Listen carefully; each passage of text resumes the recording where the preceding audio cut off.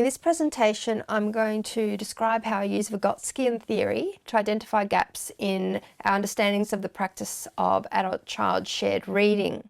So if we're seeking access, engagement and equity for all learners and communities, we must first begin by seeking knowledge that's rich and multifaceted. When we fail to do so, we run the risk of developing policy and procedures that are based on ideals or generalisations, which will fail to meet the needs of all learners and communities when put into practice.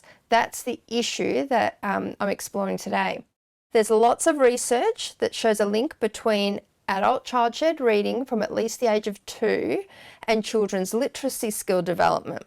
Yet we also have research that tells us that dialogic shared reading, which is where children are invited to engage in conversation during shared reading, is more effective at promoting literacy outcomes than non-dialogic shared reading.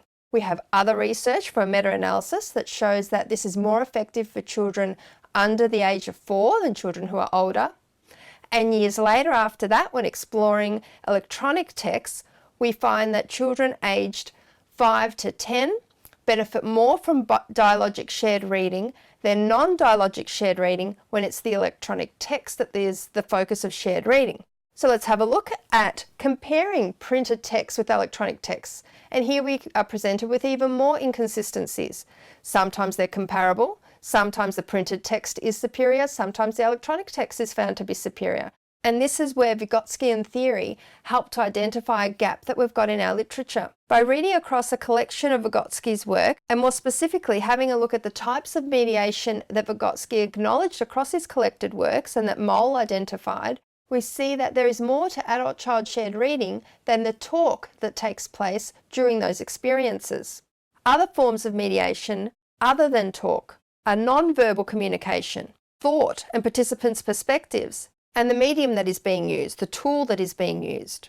So using this framework, we can see that not all studies that have explored adult-child shared reading have looked at non-verbal communication. They've privileged spoken language. There's a lack of acknowledgement that texts can vary in complexity, both printed texts and electronic texts.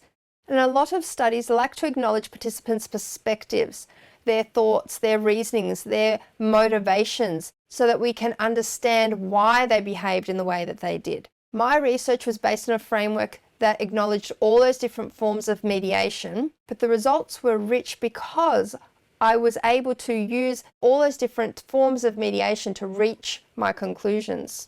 So how did Vygotskian social culture theory help? It helped to reveal how narrow past studies into adult-child shared reading has been in the past, and how misguided policymakers would be if they were constrained to draw from research that fails to use rich frameworks like the one that I used for my research into adult-child shared reading, drawing on Vygotskian social cultural theory.